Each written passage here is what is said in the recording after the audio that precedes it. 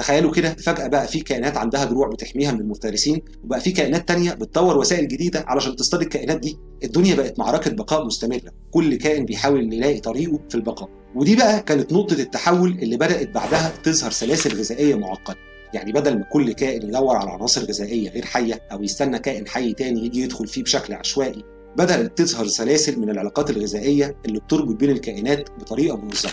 وعشان كده كان لازم يحصل تطور في العلاقات ما بينهم ككائنات بتعيش في نفس البحر. وفي الفترة من 525 ل 500 مليون سنة فاتت ظهرت السلاسل الغذائية المعقدة لأول مرة. الفكرة إن الموضوع كان عامل زي الدومينو، كل كائن بقى ليه دور محدد في السلسلة الغذائية. الكائنات الصغيرة بتاكل الطحالب، والكائنات الأكبر بتاكل الصغيرة، وهكذا. وده خلق نوع من التوازن في النظام البيئي، لأن كل كائن بقى عنده دور مهم بيلعبه.